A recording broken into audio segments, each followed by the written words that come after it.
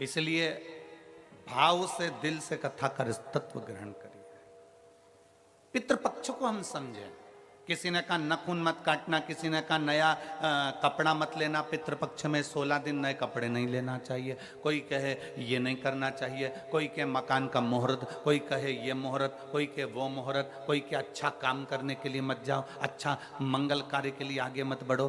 शिव महापुराण की कथा कहती है कि पितृ बुरे नहीं होते हैं,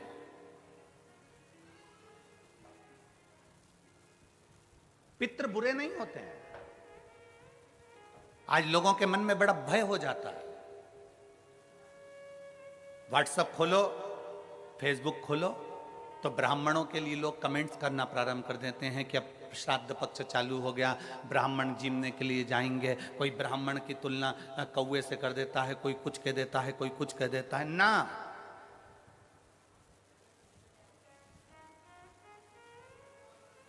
गायत्री करने वाला ब्राह्मण, वेद पाठ करने वाला ब्राह्मण, संध्या करने वाला ब्राह्मण की तुलना किसी साधारण से नहीं होती, उसकी तुलना तो स्वयं नारायण और ब्रह्मा से होती है, स्वयं नारायण और ब्रह्मा से होती है।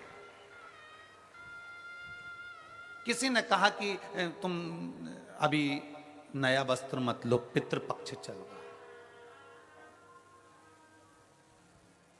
नया काम मत चालू करो, पितृपक्ष चल रहा है।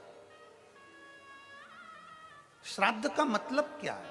श्राद्ध का मतलब है आपकी पूर्ण श्रद्धा, आपका पूर्ण विश्वास, आपका पूर्ण भरोसा।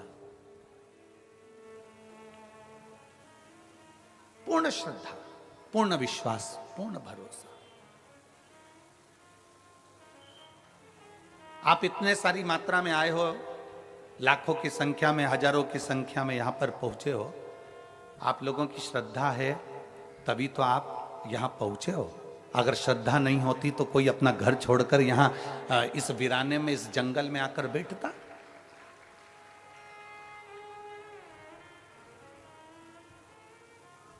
इस वीराने में, इस जंगल में कौन आता?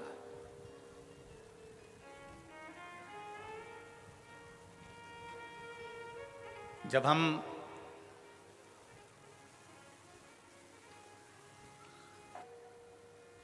मां आद्य शक्ति दुर्गा भवानी बैठी हो,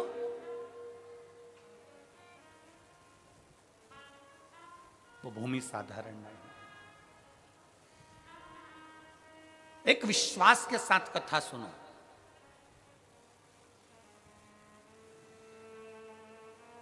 जिस नदी को छत्तीसगढ़ की गंगा कहा जाता है, उस पवित्र नदी के तट पर आप और हम कथा सुन रहे हैं।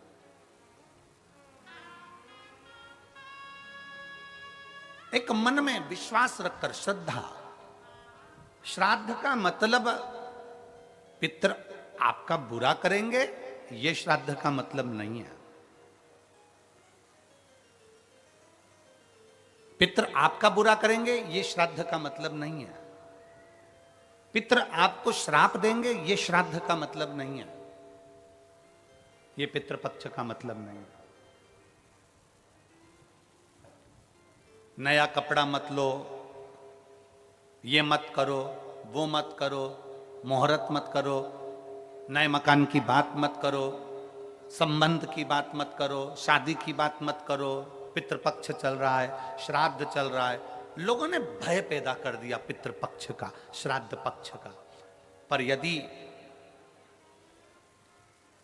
कूर्म पुराण को पढ़ा जाए,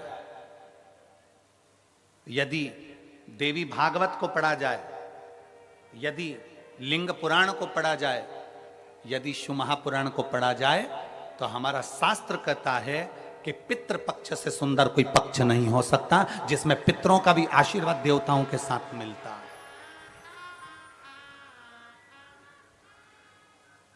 जिसमें देवता का तो आशीर्वाद मिलता ही है, और देवताओं के साथ में पितरों का भी आशीर्वाद हमको प्राप्त होता है। पितरों का भी आशीर्वाद,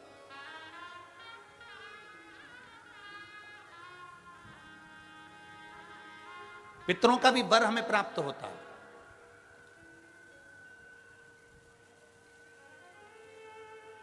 पितरों का भी आशीर्वाद हमें प्राप्त होता है। तो कौन कह दे कि ये पितृपक्ष बेकार होता है, ये श्राद्ध पक्ष बेकार होता है? श्राद्ध पक्ष में ये मत करो, श्राद्ध पक्ष में वो मत करो, पितृपक्ष में ये ना ना ना। शिव महापुराण की कथा कहती है पितृपक्ष वो पक्ष है कि बाकी के समय में, बाकी के पक्षों में तो केवल देवता का आशीर्वाद मिलता है, पर श्राद्ध पक्ष में देवताओं के साथ में पितरों का भी आशीर्वाद प्राप्त होता है, हमारे पूर्वजों का आशीर्वाद प्राप्त होता है।